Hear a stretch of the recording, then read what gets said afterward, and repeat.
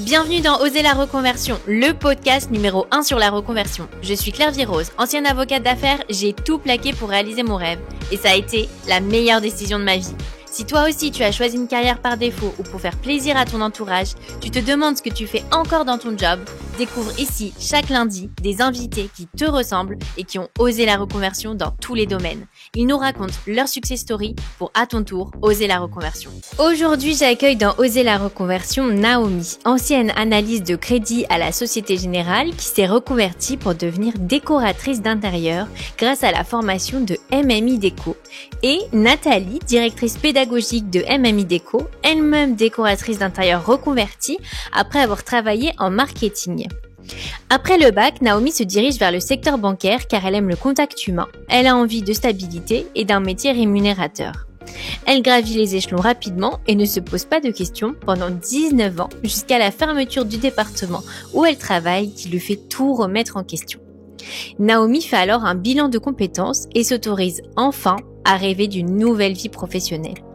Naomi vient de terminer la formation de décoratrice d'intérieur à MMI Déco, centre de formation reconnu par l'État, spécialisé dans la décoration et l'architecture d'intérieur depuis 2007. Une formation de 3 mois en présentiel à Paris, Bordeaux, Lille, Rennes, Lyon ou de 6 mois en distanciel. Dans cet épisode, Nathalie, directrice pédagogique de MMI Déco, nous présente également la formation, les financements possibles, les débouchés et les multiples facettes du métier de décorateur d'intérieur. Une discussion à 3 donc pour parler de reconversion, de quitter le monde du salariat, d'oser se donner une seconde chance professionnelle, des détours de la vie, mais aussi de mood board, de décoration et de tendances d'ameublement. Mais je ne vous en dis pas plus et laisse place à ma conversation avec Naomi et Nathalie. Bonjour Naomi et Nathalie, bienvenue dans Oser la reconversion, je suis ravie de vous accueillir. Bonjour, Claire Virose. Enchantée également. Alors, est-ce que vous pouvez vous présenter? Alors, d'abord Naomi et puis ensuite Nathalie. Alors, pour ma part, donc Naomi, j'ai 40 ans, j'habite dans l'Essonne. Je viens de finir du coup la formation MMI Déco récemment en architecture tertiaire. Et auparavant, j'avais fait la formation initiale décoratrice d'intérieur. Avant, tu travaillais en banque, donc c'est une totale reconversion, tu vas nous raconter juste après. Est-ce que tu peux te présenter aussi, Nathalie? Alors, aujourd'hui, je suis donc Nathalie, je suis un peu plus âgée, j'ai 54 ans. J'ai fait également cette reconversion, mais il y a beaucoup plus longtemps. Aujourd'hui, je suis responsable pédagogique de l'école MMI Déco, du centre de formation MMI Déco. Préalablement, j'avais été formatrice aussi pendant 12 ans dans ce centre, sur tout l'aspect technique. Et j'ai fait cette reconversion également il y a 14 ans, parce que préalablement, en fait, j'étais également dans un autre secteur, puisque j'avais fait des études de gestion et de marketing. Donc, j'avais fait une grosse partie de ma carrière dans le domaine du marketing et du commercial. Oui, alors malheureusement, on n'avait pas le podcast avant, sinon on t'aurait bien interviewé un peu plus tôt. Et là, petite question avant qu'on commence. Qu'est-ce que ça veut dire MMI Déco? Est-ce que y a une signification? Alors oui, ça a une signification à l'origine, puisque la créatrice, c'était les initiales, le MMI était les initiales de la créatrice, et le déco, c'est parce que c'est structuré vraiment autour de l'univers de la décoration et de l'architecture d'intérieur. Et pour le coup, on s'est pas du tout élargi, on reste vraiment focusé sur notre domaine de prédilection. Alors aujourd'hui, on va présenter la reconversion de Naomi. Donc tu vas nous raconter comment t'es passée de la banque à la décoration d'intérieur. Et en même temps, Nathalie, tu vas nous présenter un peu plus MMI Déco. Donc MMI Déco, c'est une formation qui est soit à distance, mais aussi en présentiel. Donc à Paris, comme tu l'as fait Naomi, mais aussi à Bordeaux, Lille, Rennes, Lyon, pour devenir décorateur d'intérieur, et ça s'adresse aux personnes en reconversion, donc ça tombe bien. Alors pour revenir au parcours de Naomi, donc toi tu as commencé en banque, tu as travaillé quand même pendant 19 ans avant à la Société Générale, donc tu as déjà eu une première carrière. Comment c'était arrivé pour toi de travailler en banque? Est-ce que ça s'est fait par hasard? Un petit peu comment tu as commencé, puis comment ta carrière s'est passée en banque? Alors moi, du coup, la banque, je cherchais en fait une alternance à l'époque pour pouvoir justement avoir un revenu tous les mois. Et puis du coup, la banque, c'était vraiment quelque chose pour moi qui m'avait un peu interpellée quand j'allais en rendez-vous clientèle avec ma mère. Je me disais à chaque fois, c'est d'être assez prestigieux, d'être effectivement à l'accueil, de conseiller, d'apporter une expertise. Et donc, naturellement, je me suis tournée voilà vers la banque et j'ai commencé en fait à l'accueil, donc à l'accueil des clients. Et puis j'ai fait plusieurs postes jusqu'à arriver directrice d'agence. Et en fait, ce qui me plaisait dans ce métier, c'était effectivement l'accompagnement de mes clients dans les projets, de pouvoir apporter une expertise, d'être là finalement à chaque moment de vie. Par la suite, en fait, une fois que j'avais fait tous les postes, c'est vrai que je me suis repositionnée, voilà, sur mes priorités. Je voulais voir aussi ce qui se passait en bas arrière parce que du coup, faut savoir que voilà, quand vous êtes en agence, vous avez vraiment voilà le tout venant, des clients, la direction, les objectifs commerciaux. Et après, à un moment donné, je me suis dit bon, pourquoi pas aller en bas arrière voir comment ça se passe au niveau des prêts immobiliers parce que j'en montais énormément, mais j'avais pas effectivement cette connaissance technique de ce qui se passait après en fait. Donc pour moi, il y avait l'avant, mais je voyais pas ce qui se passait après. Donc j'ai décidé de demander à ma direction d'aller effectivement en back office pour gérer la gestion des prêts immobiliers. Donc là, c'était virement notaire, analyse des offres. Par la suite, encore une fois, comme le site où j'étais allait fermer, ça a créé finalement une opportunité en moi en me disant, voilà, aujourd'hui, est-ce que tu te vois faire toute ta vie à la Société Générale? Est-ce que tu te vois faire ce métier-là ou essayer de changer, essayer de trouver finalement encore d'autres chemins d'accès pour pouvoir évoluer, sachant que là où j'étais, je savais que j'allais être à un moment donné bloquée. Donc, comme le site allait fermer, finalement, on nous a dit, voilà, vous avez deux solutions. Soit vous faites du coup une création d'entreprise, soit vous restez à la Société Générale dans mobilité en interne. Et moi, je voulais plus y rester. Donc, du coup, par la suite, on nous a mis en place tout un système pour pouvoir faire le départ en rupture conventionnelle. J'ai eu le droit effectivement à faire un bilan de compétences. Et donc, par le bilan de compétences, en fait, il s'est révélé qu'effectivement, voilà, je pouvais aller vers la décoration d'intérieur. Avant, en fait, cet événement, est-ce que tu avais déjà un petit peu l'idée de te reconvertir ou pas forcément?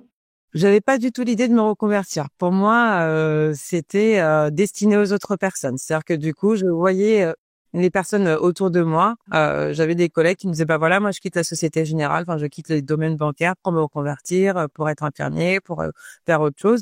Et les voyant défiler, je me disaient, non, c'était pas du tout pour moi parce que j'étais bien là où j'étais. J'avais effectivement un salaire fixe, pas de pression. Enfin, j'étais très bien comme j'étais, quoi. Mais finalement, par la force des choses, je me suis dit au final, cette opportunité-là, le site va fermer, c'est maintenant ou jamais. C'est soit j'agis, soit je me plains en fait effectivement du cadre, de mes collègues, comme on sait tous faire au travail, et je n'aurais jamais pris la décision finalement. Tu disais que tu te plaignais un petit peu, tu te plaignais de quoi? Tu trouvais le trop rigide, manque de créativité, le management, c'était quoi qui te déplaisait? Effectivement, c'était ça. C'était le fait, voilà, d'être structuré, d'avoir effectivement un cadre très rigide par rapport à la direction, parce qu'après, voilà, en termes de prise de décision, en prise de risque, vous avez toujours une hiérarchie au-dessus de vous qui vous dit comment faire, quoi faire, à quel moment le faire. Et c'est vrai qu'en termes de créativité, il y en avait pas, puisque du coup, c'était toujours la même chose, c'était redondant. C'était des tâches qu'on faisait. On savait, on avait un pilotage tous les matins, on arrivait, on savait qu'on allait faire telle tâche, qu'il y avait tant d'offres à traiter, qu'il y avait tant d'opérations à traiter pour les notaires. Enfin, à un moment donné, ça venait, voilà, c'était vraiment trop redondant pour moi. Donc, il me fallait effectivement cette sortie pour me dire, voilà, il faut que je puisse moi aussi aller chercher le petit rayon de soleil, le petit truc qui me fera vibrer à un moment donné dans ma carrière, quoi. Ouais, tu t'es dit, c'est pas que pour les autres, moi aussi, j'ai le droit de me donner cette chance.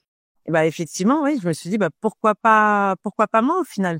Je voyais des personnes qui sautaient le pas et qui avaient l'air d'être heureuses dans leur domaine. Donc, je me disais, mais pourquoi pas moi? Est-ce que tu te vois finalement faire ça toute ta vie et finir? Alors, il y en a, ça correspond très bien, mais c'est vrai que moi, je sentais que non, il fallait je sorte de ce cadre et justement ouvrir finalement mon sens voilà de l'esthétisme, de la créativité et donc ce que j'aimais depuis tout le temps en fait, la décoration d'intérieur. Oui, alors pour revenir à ta passion pour la décoration d'intérieur, donc comment c'est venu? Est-ce que ça vient depuis toujours? T'as toujours été créative? C'est au moment de meubler chez toi? Comment ça s'est illustré un peu avant que tu te reconvertisses? Alors, avant que je fasse la reconversion, c'est vrai que j'avais acheté un premier appartement avec mon conjoint et voilà, je touchais un petit peu à tout. C'est le moment où du coup, voilà, on se découvre un petit peu, on fait des trous, on s'amuse un petit peu, enfin voilà, à mettre de la déco un peu partout. Alors, le mari, voilà, pas toujours content, mais bon, on fait là. Donc, c'est vrai que voilà, j'ai commencé par ça, à meubler un petit peu chez moi, effectivement, mon premier chez moi. Et en regardant les émissions de déco, en regardant effectivement les dernières tendances, les magazines, je me suis dit, ouais, c'est finalement quelque chose qui me plaît. J'adore décorer, j'adore effectivement mettre de l'ambiance, créer finalement un lieu inspirant, là où je me sens bien, créer un cocon finalement pour mon intérieur. Donc, c'est vrai que voilà, ça m'a vraiment poussé à me dire ah, tu sais faire ça, t'aimes ça, pourquoi pas te lancer dans la reconversion justement dans la décoration d'intérieur. Et je passe mon temps aussi dans les magasins de décoration d'intérieur, tout le monde le sait, donc voilà. Ça met pour 5 minutes, ça finit par en général 1 heure et des fois avec rien. Donc voilà. Plaisir de voir. C'est ça, le plaisir de voir, de regarder ce qui se fait, voilà, les dernières tendances, voilà. Au fait des tendances. Exactement. Ouais, et puis maintenant, tu vas pouvoir acheter pour les autres. Mon portefeuille pleure un peu de moi.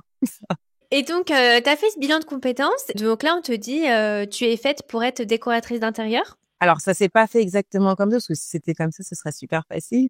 Mais en faisant le bilan de compétences, en fait, on recherche, voilà, enfin, nos qualités, on fait un approfondissement finalement sur nous-mêmes, parce que on se pose pas la question une fois qu'on est dans l'entreprise. En fait, on a un cheminement qui est classique. En fait, on cherche éventuellement une évolution ou pas. On fait notre job de tous les jours, mais on se pose pas la question est-ce que je sais faire autre chose? Est-ce que réellement je suis faite pour la banque? Est-ce que réellement je suis faite pour le job où je suis actuellement? On se pose pas la question parce que pour nous c'est naturel. On est dans un confort, on s'installe. On a parfois, du coup, des charges inopinantes aussi, donc qui font que du coup, on reste attaché à notre CDI, on reste attaché à un salaire. Donc on se dit, si on s'en va, demain on n'a plus tout ça, on n'a plus les avantages sociaux. Enfin, et donc on se pose pas la question. Et c'est vrai que le bilan de compétences a permis effectivement de mettre en lumière ce que je n'avais jamais finalement imaginé, pensé, parce que ça me parlait pas, ça m'intéressait pas plus que ça de me remettre à jour, de refaire un CV, de refaire une lettre de motivation. Et là, finalement, voilà, en parlant un peu avec la conseillère, et je me suis dit oui, c'est le moment. La décoration d'intérieur, elle m'a validé mon choix et ça s'est fait effectivement naturellement, quoi. Comment t'as entendu parler de MMI Déco? Alors, MMI Déco, c'est pareil avec la conseillère en bilan de compétences qui m'a dirigée vers l'école, parce que le critère en fait premier pour la Société Générale pour que je puisse partir, il fallait que ce soit un diplôme reconnu par l'État. La formation qu'ils proposaient était structurante, était très intéressante. Alors après, le 3 mois faisait un peu peur parce qu'on se disait du coup 3 mois c'est effectivement très condensé. Ça peut paraître effectivement rapide de se dire voilà, décoratrice d'intérieur en 3 mois, mais à la clé je savais que du coup je passais un diplôme d'équivalence de 2 ans en 3 mois. Donc c'est ce qui m'a fait finalement aller vers MMI Déco. Et toi, alors, Nathalie, comment t'as vu le déclic pour te reconvertir et faire ta formation MMI Déco? Moi, c'est un peu pareil. En fait, c'est que à l'origine, en fait, moi, je voulais faire très honnêtement, à l'origine, je voulais faire archi quand j'étais toute jeune. Et comme beaucoup d'autres personnes, j'ai eu des parents qui m'ont dit non, non, c'est pas possible, tu gagneras pas ta vie, c'est pas possible. Donc ça leur a fait peur. Et ils m'ont dit fais plutôt quelque chose où tu seras sécurisé. Donc c'est pour ça que j'ai fait une maîtrise de gestion, un DESS marketing, et puis après je suis rentrée dans le monde du travail. Et un peu comme Naomi, après je me suis plus posé de questions. J'ai tout de suite trouvé un travail dans le marketing. J'étais dans le secteur en fait de la grande distri, grande conso pendant presque 20 ans aussi. J'ai évolué sur différents postes, j'ai changé de société parce qu'en fait j'ai eu la chance de me faire chasser à chaque fois par les entreprises par rapport à mes compétences qui étaient assez spécifiques. Et puis au fur et à mesure, j'ai évolué, je suis passée du marketing au commercial parce que je trouvais que c'était très complémentaire et qu'il fallait avoir les deux pour pouvoir vraiment travailler correctement. Enfin, c'était mon sentiment. Et donc pareil, je suis partie là-dedans, j'ai travaillé, j'avais en effet le salaire, j'avais les postes, voilà, tout allait bien. Si ce n'est que sur mon dernier poste où c'était un poste vraiment purement commercial, parce que j'avais commencé par commercial grand compte Donc, c'était dans l'accompagnement client. Et là, j'étais très heureuse. J'ai changé de société et je suis allée sur du commercial qui était vraiment beaucoup plus tourné vers le chiffre. Et là, j'ai commencé à être très malheureuse parce que ça me correspondait pas. Ce qui fait que après avoir eu mon dernier enfant, je me suis vraiment posé des questions et donc j'ai quitté la structure d'un commun accord avec la société et là je me suis dit c'est le moment que je me pose parce que j'avais 40 ans et je me suis dit voilà, j'ai fait une première partie de carrière. Et j'ai eu la chance d'avoir un mari qui m'a accompagnée dans cette démarche en me disant fais-toi plaisir. J'ai été aussi accompagnée par un cabinet de la même façon que Naomi. En partant, j'ai été accompagnée par un cabinet qui m'a fait me poser également des questions. Et là, et tout de suite, la première chose qui est ressortie instantanément, c'était avant, quand j'étais petite, je voulais être archi d'intérieur. Aujourd'hui, j'ai 40 ans. Est-ce que je repars pour faire 5 années d'études ou 7 années si je vais être HMONP? Et là, je me suis dit, non. En fait, c'est pas possible. À mon âge, je peux pas repartir pour une période aussi longue. Donc, qu'est-ce qui existe qui reste toujours dans ce secteur, qui correspondra à mes attentes et vers lequel je peux aller. Et du coup, j'ai fait pareil, ce bilan de compétences qui m'a permis aussi d'aller rechercher des écoles qui pouvaient correspondre à mes attentes.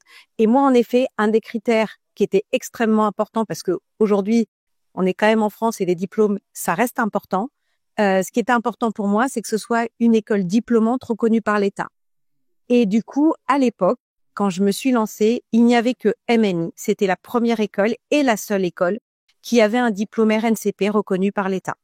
Et donc, du coup, je suis allée aux portes ouvertes, j'ai regardé comment ça se passait, j'ai regardé les programmes et ça m'a vraiment séduite.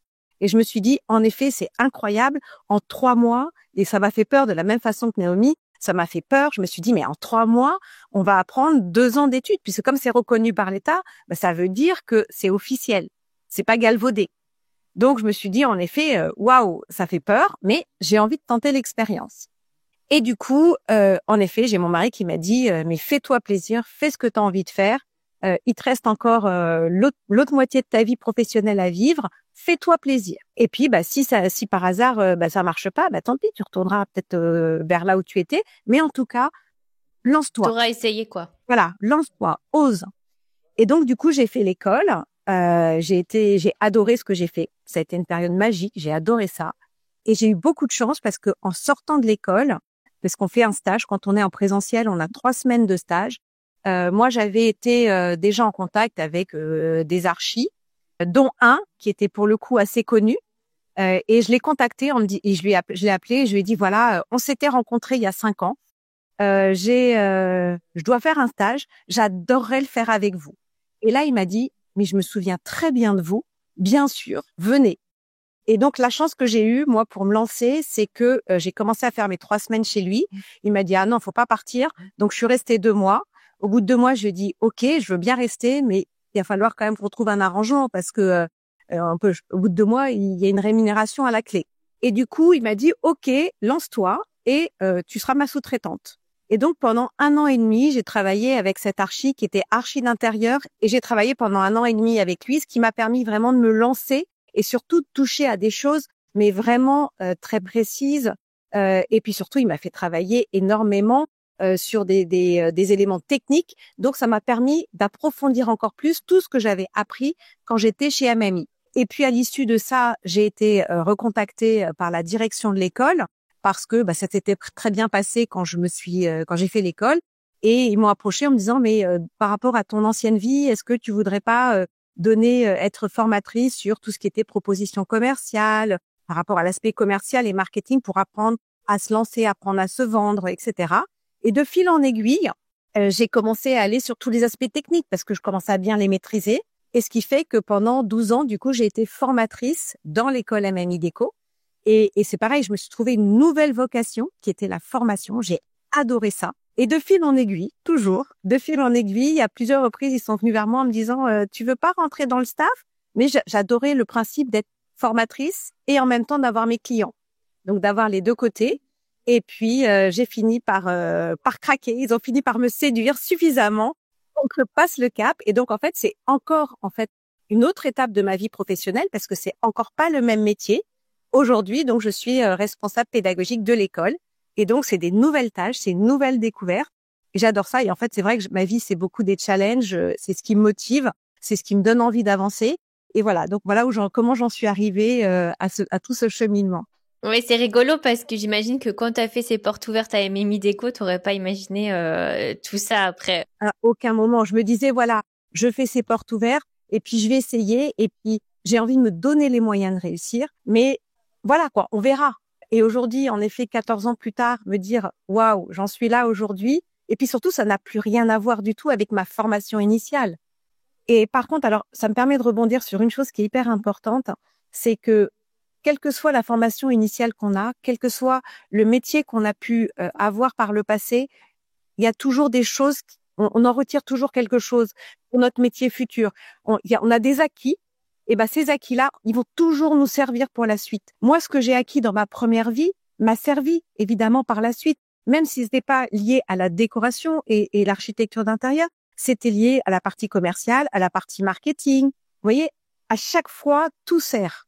Donc, faut pas avoir peur en fait de se dire mais je connais rien à la déco aujourd'hui.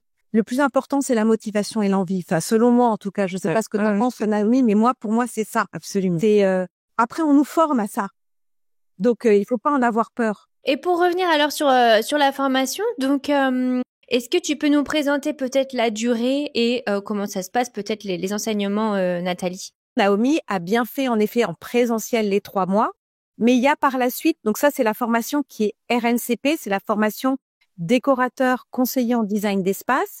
C'est une formation qui en effet en présentiel est de 3 mois et en distanciel de 6 mois. Pourquoi le 6 mois? C'est assez logique. En fait, c'est tout simplement parce que les gens qui font en distanciel, alors soit parce qu'ils habitent pas dans les régions dans lesquelles est l'école, mais c'est aussi parce que ils ont potentiellement un travail ou une vie de famille qui fait qu'ils ne peuvent pas être en présentiel pendant toute la période. Et surtout, ils sont pas aussi disponibles que des personnes qui seront là de 9h30 à 17h30 pendant 3 mois. D'où les 2 formats. Par contre, au niveau des enseignements, ce sont les mêmes enseignements avec évidemment le delta qui est que quand on est en présentiel, on a des formateurs qui sont là toute la journée avec vous, à vous faire d'une part de l'apprentissage, mais d'autre part des exercices. Donc là, c'est du vraiment 35 heures par semaine. Vous avez un formateur à votre disposition. Donc, c'est un peu le delta par rapport à la formation à distance, où vous avez des classes virtuelles, vous avez des webinaires, mais il y a aussi de l'asynchrone. Ce qu'on appelle de l'asynchrone, c'est du visionnage de vidéos, des exercices à faire. Et du coup, on fait seul, même s'ils sont corrigés derrière en classe virtuelle avec des tuteurs, il n'empêche que il y a du coup plus d'autonomie par rapport au présentiel. Alors, cette première formation, elle dure en effet 3 mois ou 6 mois. Et quand même, j'en profite parce que même si là, on est dans Oser la reconversion, on a aussi ouvert un 3e format qui est l'alternance qui se passe sur 1 an. Donc, je voulais quand même le dire. Voilà. Et pour revenir aux matières, alors peut-être Naomi, quelles ont été tes matières préférées? Les matières préférées, en fait, toutes, j'ai envie de dire. Enfin, j'avais effectivement des coups de cœur pour tout ce qui était les mood boards, les planches d'ambiance, les planches décoration, parce qu'effectivement, ça emmène à imaginer, à construire quelque chose en partant des fois de rien, hein, parce que l'exercice, des fois, je me souviens d'un exercice qu'une prof nous avait fait faire en partant effectivement d'une image ou d'une ville. Et donc, c'est vrai que ça pousse à se dire, oui, autour de ça, il va falloir que je crée quelque chose. Et au final, la décoration de l'intérieur, c'est un peu ça. C'est que du coup, on a un projet, il y a le client, des fois, il sait pas forcément comment nous donner effectivement ses goûts, ses envies. Donc, c'est à nous d'aller susciter finalement quelque chose ou de nous inspirer déjà de son intérieur existant pour aller chercher une ambiance, pour aller créer une ambiance. Donc, c'est vrai que j'avais des coups de cœur sur la partie esthétisme. Après, le reste, je l'ai aimé aussi parce que dans la décoration d'intérieur, on peut pas juste s'attacher à des mood boards ou à des planches d'ambiance. Il faut aussi le côté technique, aussi du coup les logiciels, SketchUp, enfin voilà les logiciels qui permettent de construire aussi autour du projet. Donc faire des plans. C'est ça, faire des plans. Enfin voilà, il y a quand même toute cette partie technique qui est hyper importante aussi. Donc mais voilà, j'avais mon coup de cœur effectivement quand il fait d'esthétisme ou de mettre les matériaux sur le logiciel pour pouvoir créer une ambiance justement et créer un visuel assez parlant pour le présenter au client. Et t'as trouvé facile la formation à suivre pour toi qui étais en reconversion, qui n'avait rien fait de ce type avant? Justement, t'en parlais, Nathalie, que voilà, on avait tous un peu nos qualités qu'on apportait, mais comment t'as vécu ça? Et est-ce qu'il y a beaucoup de personnes qui sont en reconversion dans la formation? Pour ma part, sortie d'une agence bancaire et puis avoir été dans le milieu bancaire pendant 19 ans, c'est vrai que ce que disait Nathalie, je la rejoins parfaitement dans le sens où j'avais forcément acquis de toute façon de l'expérience parce que du coup j'étais tout le temps face à des clients, face à la communication, puis le marketing aussi, puisque ça faisait partie un petit peu de l'enjeu. Puis il fallait aussi savoir se vendre, hein, parce que récemment quand j'ai fait des réunions d'entrepreneuriat, on nous a dit mais c'est quoi la qualité première d'un entrepreneur? Et on a tous cherché, on trouvait pas, mais le maître mot c'est vendre. C'est savoir se vendre. Donc, vendre ses produits. Au niveau de la formation, je dirais pas que c'est facile parce que Nathalie l'a bien dit aussi. Faut quand même rester motivé, faut quand même rester, à l'affût et puis être autonome surtout. Les professeurs qui sont à MMI sont des professeurs qualifiés, sont engagés, ce sont des professionnels de métier. Donc, de par leur transmission, leur formation eux-mêmes, des fois en plus qui ressortaient aussi de MMI Déco, parce qu'ils ont fait des formations aussi au sein de l'école. Quand on apprend ça, quand ils se présentent, en fait, on est tous là en train de se dire ah oui, quand même, lui il y est arrivé, pourquoi pas moi? Parce que du coup, ils sont devenus profs par la suite, mais ils avaient aussi leur métier à côté d'architecte d'intérieur, tous spécialisés peut-être dans un domaine, mais effectivement architecte d'intérieur. Donc, je dirais pas que c'est facile. Je dirais que du coup, il faut rester motivé. Faut prendre vraiment sur soi. Et c'est ce que MMI aussi a communiqué dès lors moi, mon premier jour en classe, c'est comme ça que je l'ai senti. Le directeur nous avait dit n'ayez pas peur de vous confronter à des personnes qui vont en savoir plus que vous. Et c'est vrai qu'en termes de reconversion, on a souvent l'impression d'être nul, de pas être à la hauteur, parce que du coup, on sort d'un milieu qui est complètement différent. Moi, je veux dire, dans ma classe, on avait du coup des personnes qui étaient commerciales, des personnes qui étaient psy, des personnes qui n'avaient jamais touché un ordinateur de leur vie. Et c'est vrai que on a tous des niveaux différents et ils ont su effectivement nous dire voilà, il va falloir créer un groupe, il va falloir que vous puissiez être vraiment ensemble. Cette formation, vous n'êtes pas tout seul. On est là pour vous accompagner. Si vous avez quoi que ce soit, si vous vous sentez seul à un moment donné, venez nous voir. Ne restez pas dans votre coin. Et c'est vrai que 3 mois, c'est très intense. C'est très difficile. Mais au final, le plaisir que ça apporte derrière de se dire, bah oui, finalement, je peux faire autre chose que ce que je savais faire avant, c'est juste génial, quoi. La satisfaction, elle est grande. Et ça doit être aussi hyper stimulant d'apprendre de nouvelles choses, en fait, de retourner sur les bancs de l'école, en fait. C'est ça exactement, en fait. Le premier jour, quand on est là, on se dit, voilà, va falloir prendre les mesures de la pièce, va falloir reproduire ce que vous voyez. Oui, tout à fait. J'ai jamais touché à un mètre de ma vie, mais pourquoi pas? Donc non, c'est ça. C'est le fait d'apprendre de nouvelles choses qui stimulent finalement notre être intérieur et qui fait que du coup, tous les jours, on a envie de revenir en se disant, là, j'ai appris ça. Aujourd'hui, je vais apprendre autre chose. Et c'est effectivement très stimulant, quoi, de se dire bon, c'est condensé. Mais ça amène à l'éveil en fait. Alors que effectivement au travail dans notre quotidien, on peut être en assouplissement et on peut faire de la procrastination parce qu'on se dit c'est bon, je connais, je maîtrise. Quand on n'a pas beaucoup de dossiers, on attend un petit peu, la journée se termine. Bon, mais là c'est vrai qu'il y avait toujours de quoi se stimuler, se motiver même entre nous, entre élèves en fait. À chaque fois qu'on ressortait de là, il y en avait un qui comprenait mieux que l'autre, qui captait mieux. Il y avait de l'entraide, il y avait effectivement ce soutien qu'on peut retrouver en classe quoi et qu'on n'a pas forcément ailleurs. Et c'est vrai que je trouve que c'est super aussi le côté groupe parce que quand on se reconvertit, on peut se sentir très seul parce que souvent nos amis c'est un peu nos collègues. Donc il y a aussi un moment où on est un petit peu seul dans sa reconversion. Donc je trouve que c'est super l'aspect groupe. Et est-ce que ça se retrouve aussi l'aspect groupe quand on fait la formation à distance? Oui, justement, je voulais rebondir dessus. Alors, c'est vrai que l'avantage quand on est en présentiel, c'est que très rapidement, on crée vraiment un groupe soudé parce qu'il faut comprendre qu'on n'est pas en concurrence, on est dans l'entraide. C'est vraiment ça, c'est qu'il n'y a pas de notion de concurrence, c'est au contraire, c'est de la bienveillance. Et en plus, nos formateurs vraiment ont à cœur de montrer cette bienveillance et surtout cette entraide. Donc, c'est vrai qu'en présentiel, c'est très flagrant, mais il faut savoir qu'en distanciel, c'est absolument la même chose parce qu'on crée des groupes aussi en distanciel. Ce qui fait que c'est pareil, il y a des groupes, les classes virtuelles, ça sera toujours le même groupe de personnes qui aura la classe virtuelle à un jour précis, à une heure précise. Ce qui fait qu'il y a des groupes qu'on crée également. Donc, ils créent des groupes WhatsApp et ils se parlent entre eux. Donc, évidemment, ils se voient pendant les classes virtuelles sur ordinateur. Donc, c'est quand même pas tout à fait pareil, mais ils se créent quand même cette notion d'entraide au sein du groupe parce que de la même façon, pendant 6 mois, ils vont se suivre. Ils seront tout le temps ensemble pendant 6 mois pour toutes les classes virtuelles et pour tous les webinaires.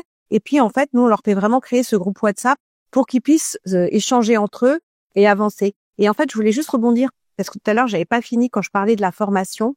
Je disais que, en effet, c'est bien 3 mois, mais comme Naomi le disait, parce que Naomi, elle a fait 2 fois 3 mois. C'est pour ça, en fait, que probablement il y avait une confusion. C'est qu'en fait, on a une deuxième formation qui suit la première, qui est une formation, par contre, qui est du RS, c'est-à-dire c'est de l'ordre du répertoire spécifique, qui s'appelle spécialisation en architecture d'intérieur, qui, elle, est beaucoup plus orientée vers le tertiaire, donc vers tout ce qui est ERP, ERT, donc tous les en fait toutes les structures susceptibles d'accueillir du public. Et donc là, on va beaucoup plus aller sur cette partie qui est moins abordée sur la première partie qui est plus liée à du particulier. Donc c'est pour ça, de la même façon, il y a une deuxième formation, 3 mois en présentiel ou 6 mois en distanciel. Donc, c'est pour aménager, par exemple, des boutiques, des... Exactement. Hôtel, restaurant, boutique, commerce, bureau. Et donc voilà. Et du coup, c'est pour ça, c'est que Naomi, du coup, l'a fait sur 6 mois parce qu'elle a fait 3 mois plus 3 mois. Ouais, exactement. Tu ne peux pas faire directement cette formation. Tu dois d'abord faire décorateur d'intérieur et ensuite... Il faut, en effet, il y a des prérequis sur cette deuxième partie. C'est qu'il faut, en effet, être déjà, soit avoir déjà fait cette formation, soit une autre équivalente. C'est super intéressant parce que c'est vrai que ça ouvre beaucoup plus de possibilités de clients. Avant de parler un peu plus en détail du métier de décorateur d'intérieur, est-ce que tu peux nous dire, Naomi, comment toi, t'as financé la formation? Alors, j'ai financé la formation par le biais de mon entreprise, justement, qui m'a accompagnée, donc d'où le fait d'avoir pris justement un cabinet pour justement évaluer les compétences et ressortir avec une formation diplômante.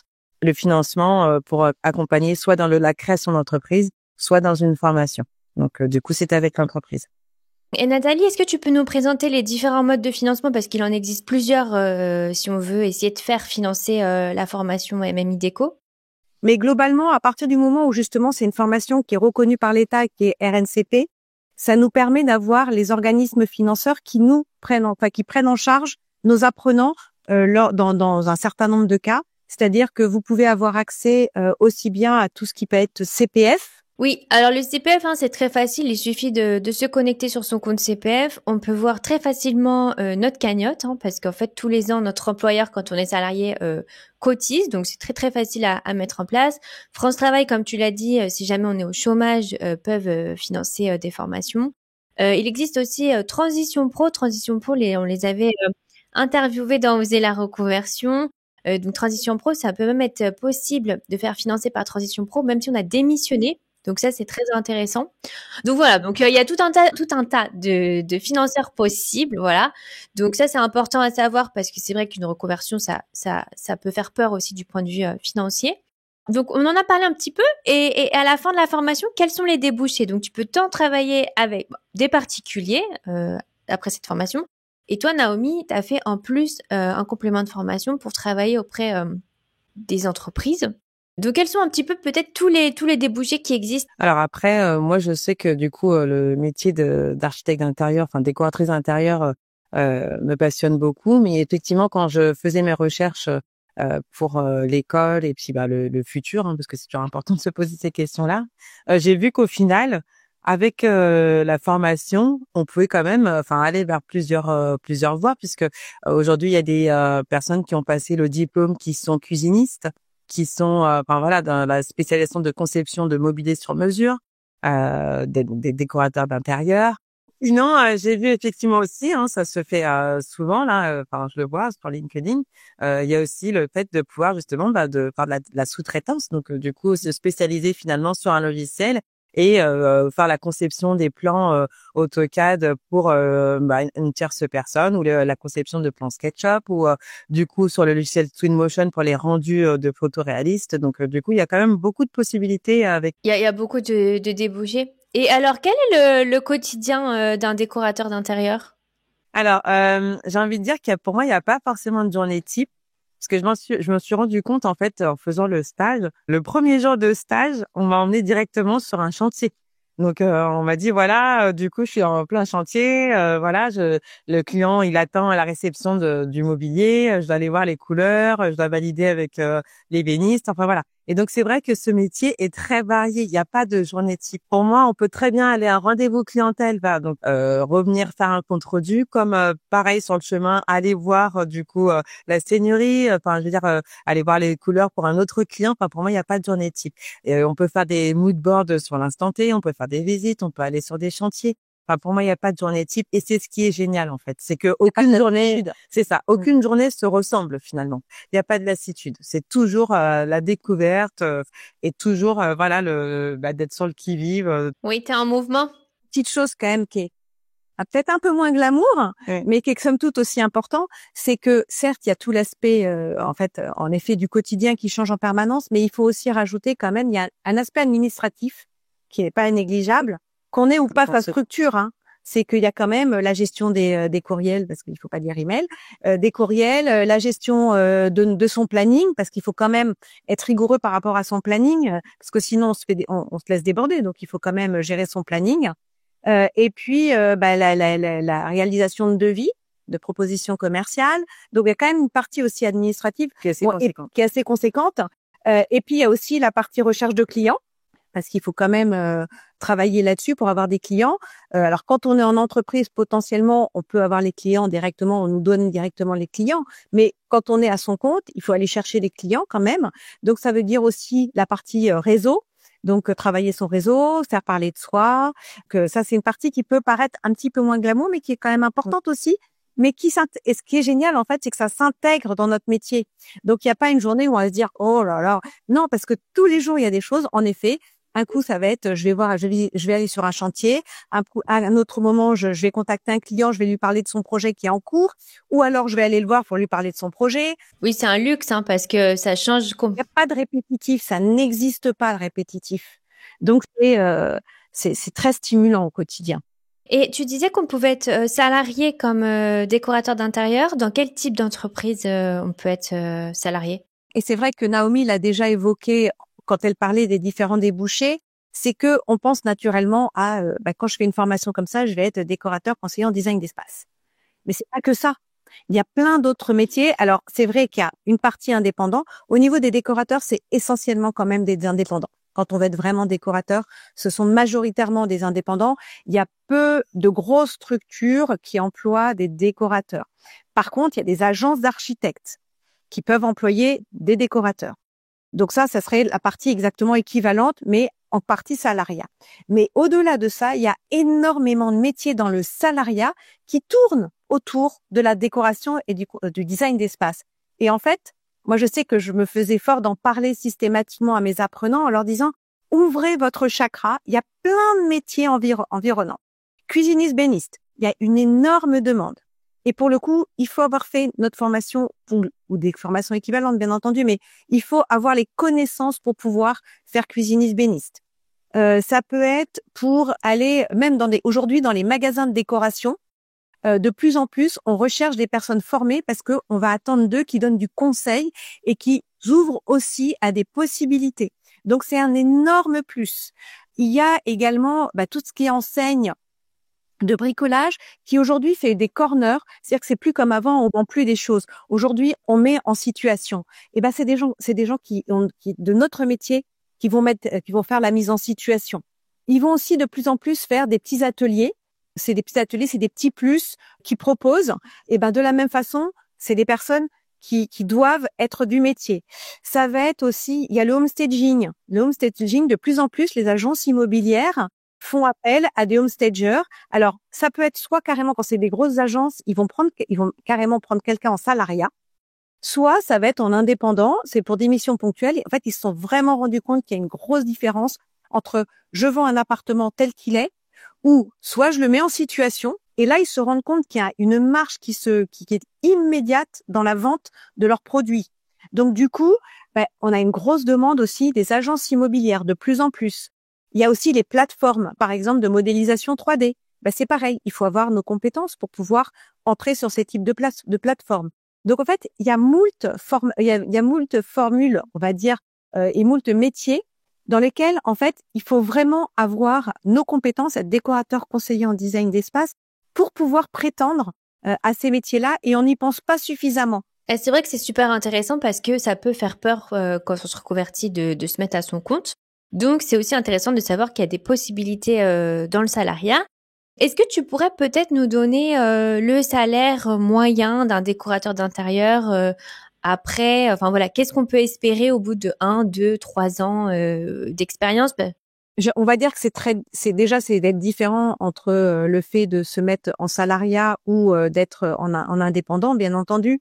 En indépendant, on va dire que sur du court terme, on risque d'avoir un salaire qui sera certes inférieur, mais sur du long terme, comme il y a cet investissement sur du long terme, on sera sur un salaire supérieur à un salarié. Donc ça, déjà, dans l'idée, il faut aussi le prendre en compte. C'est certain que la première année, on va pas se le cacher, quand on est en indépendant, peut être compliqué, parce qu'il y a toute la phase où on se fait connaître. Sauf si déjà, dès le départ, on a un réseau et que on fait appel à ce réseau et que ça fonctionne tout de suite. J'ai des exemples qui, dès le départ, ont fonctionné, mais en sortant de l'école, un mois après, déjà, ils avaient des dossiers et ils travaillaient sur des dossiers et ils étaient lancés. Mais on va dire que, en règle générale, il faut quand même, on dit généralement 1 à 2 ans pour créer son entreprise et qu'elle soit bien établie. Donc, ça veut dire qu'en effet, au départ, c'est de se dire, peut-être que je vais avoir un salaire qui sera un petit peu court par rapport à ce que j'espérais, mais c'est un investissement sur l'avenir.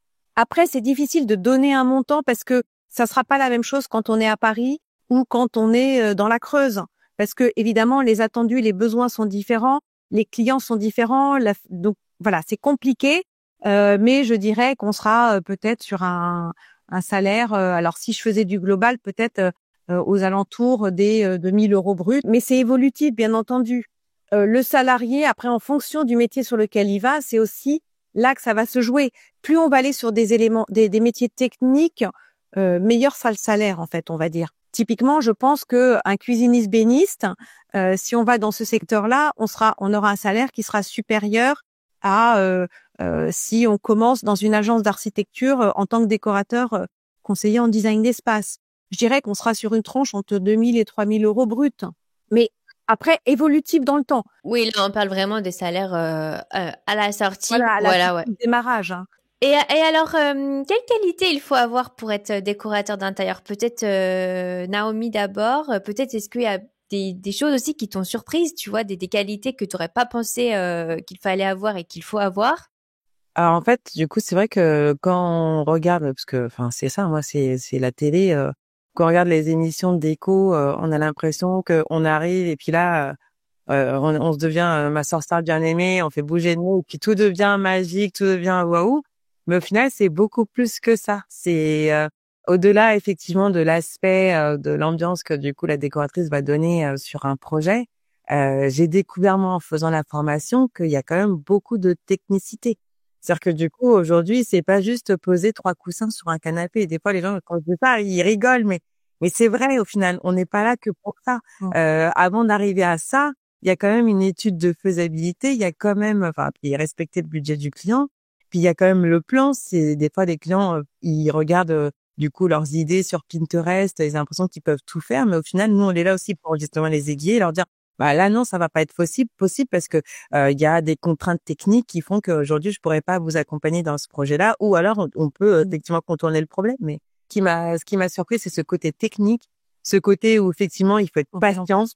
On pense pas et du coup il faut prendre le temps et puis on peut lorsqu'on faisait des études de cas en cours, je me suis rendu compte aussi que il pouvait y avoir plusieurs possibilités avec un seul et même projet. C'est-à-dire que une ambiance différente, un agencement différent, un aménagement différent et c'est là aussi où c'est un peu le danger, j'ai envie de dire aussi, parce que il y a un moment donné, il faut savoir s'arrêter. Tout ce qui est justement le détail de chaque partie lorsqu'on fait par exemple on refait l'électricité, tout ce qu'il faut détailler pièce par pièce, mettre telle sorte de lumière, le détail de chaque ampoule. Enfin, c'est là que je me suis rendu compte, ah oui, effectivement, l'air de rien, il y a quand même beaucoup à faire avant d'arriver effectivement à un beau projet et de faire waouh, c'est vrai que c'est beau. Moi, je rajouterais également de l'écoute. parce que voilà, d'écoute client, parce qu'on est quand même, donc ça veut dire aussi une bonne capacité d'écoute. En fait, ce qui synthétise un peu ce que tu as pu dire, Naomi, c'est être, en fait, une vraie polyvalence, être capable d'avoir une polyvalence et de s'adapter aux choses, parce que c'est le cas. On est face à des clients, on rentre dans leur intimité, et donc du coup, il faut vraiment être capable d'avoir cette notion de d'empathie aussi. Et puis en effet, c'est par rapport à ce que disait Naomi, là où je suis tout à fait d'accord, c'est il y a quand même les compétences techniques. Ça tombe pas du ciel. Il faut les apprendre, avoir les compétences techniques. Curiosité aussi, toujours d'apprendre, de se renouveler, c'est à ne pas rester sur ses acquis, parce que sinon, on est vite dépassé. Donc avoir envie toujours d'apprendre continuellement, d'être au courant de ce qui se passe, d'être au courant des tendances. Quel conseil vous donneriez à quelqu'un qui aimerait se reconvertir dans la décoration d'intérieur, mais qui n'ose pas, qui hésite encore? Moi, en fait, c'est pas un conseil, parce que je regarde beaucoup et j'aime beaucoup les citations. Et c'est comme ça aussi que j'avais laissé, mon entreprise avec un mail. À la fin, j'avais mis une citation que j'avais beaucoup aimée, qui m'avait inspirée à ce moment-là.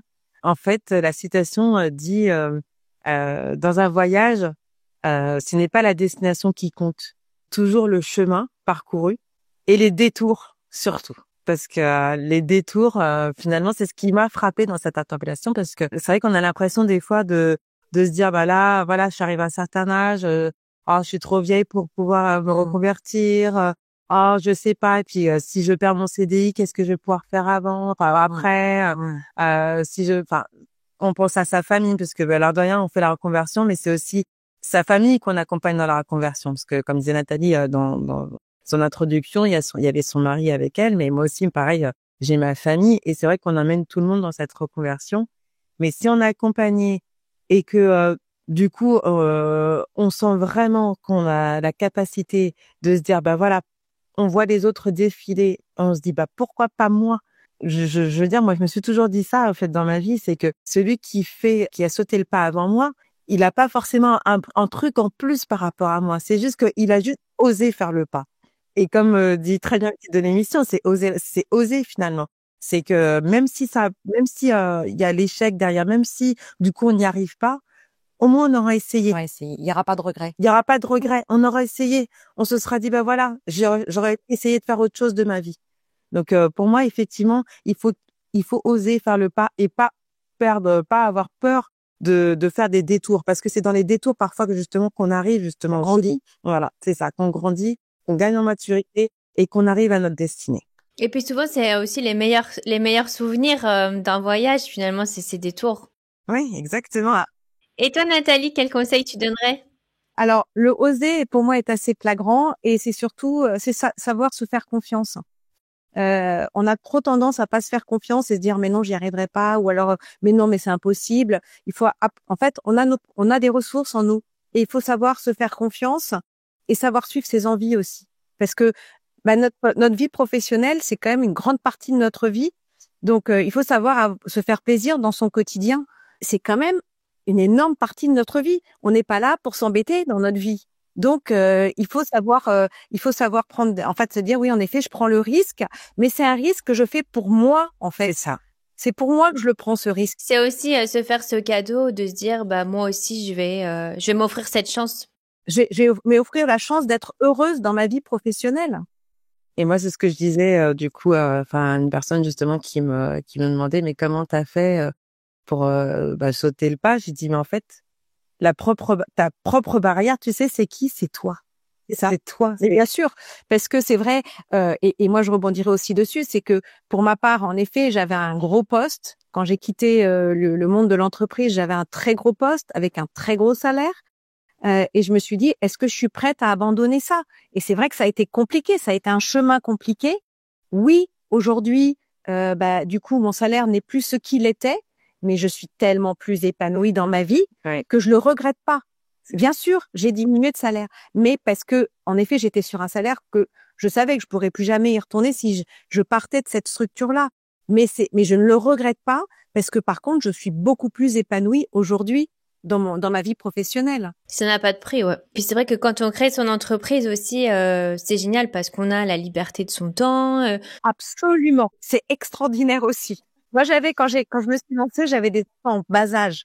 Donc, pour moi, c'était important aussi d'être en capacité à gérer ce temps. Donc, ça a été magique aussi, ça. Tout à fait.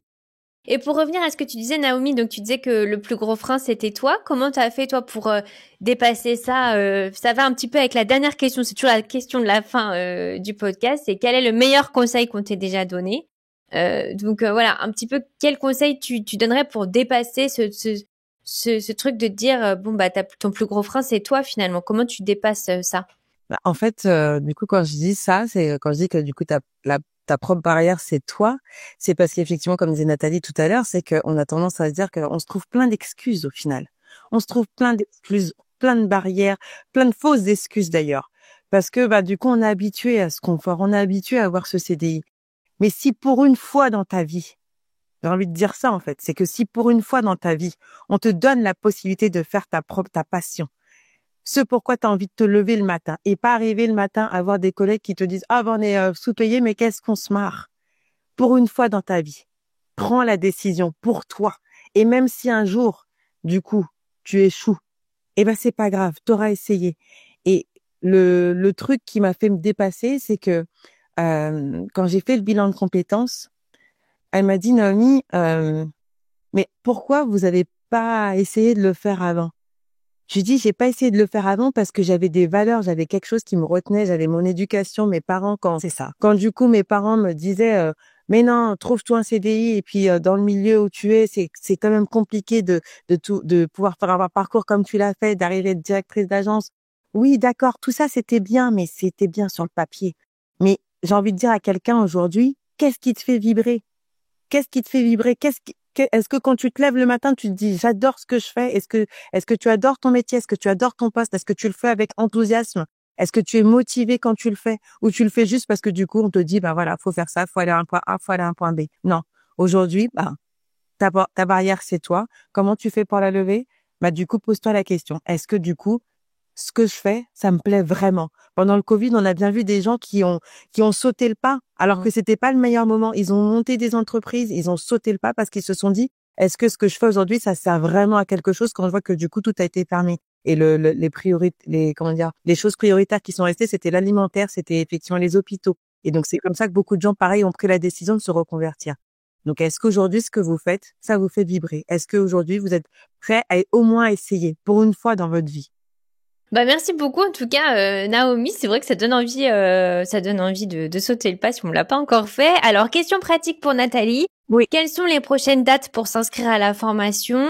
Alors les prochaines dates, alors je vais donner les dates présentielles et les dates distancielles tant qu'à faire. Alors sur le présentiel, la prochaine rentrée est le 31 mars. Après il y aura le 23 juin et le 29 septembre. Et pour le distanciel, il y a le 17 mars, le 12 mai, le 7 juillet, le 15 septembre et le 17 novembre. C'est que c'est tous les 2 mois environ sur le distanciel et tous les 3 mois sur le présentiel. Oui, donc vous avez beaucoup de dates qui reviennent assez fréquemment, donc c'est assez facile de s'inscrire à la prochaine session. Ça laisse aussi le temps de s'organiser pour peut-être faire les formalités. Oui, donc faut pas hésiter à venir sur les portes ouvertes en présentiel pareil ou en distanciel. Il faut pas hésiter. Donc je mettrai tous les liens pour les auditeurs qui voudraient avoir plus d'informations sur MMI Déco. Donc je mettrai votre site internet avec vos portes ouvertes formation. Merci beaucoup à toutes les deux, Naomi et Nathalie, c'était vraiment super intéressant. Merci pour tout ce que vous avez partagé. Merci à toi également. Si vous avez aimé l'épisode, abonnez-vous et laissez-moi un commentaire si vous écoutez l'épisode sur YouTube. Et si vous écoutez l'épisode sur Apple Podcasts, Spotify ou Deezer, abonnez-vous et laissez une note 5 étoiles et un avis. C'est ce qui donne le plus de visibilité à ce podcast. N'hésitez pas à en parler autour de vous et à partager l'épisode sur les réseaux sociaux pour aider un plus grand nombre à oser la reconversion. Si vous souhaitez suivre les dernières actualités du podcast, rendez-vous sur notre compte Instagram @oserlareconversion et pour prolonger la discussion, rendez-vous sur notre groupe Facebook dédié aux auditeurs. Ensuite, si vous cherchez toutes les notes avec les références, allez dans le détail du podcast. Si vous souhaitez devenir annonceur, me proposer un invité ou me poser des questions, je serai ravie d'y répondre par mail à l'adresse partenariat@oserlareconversion.com.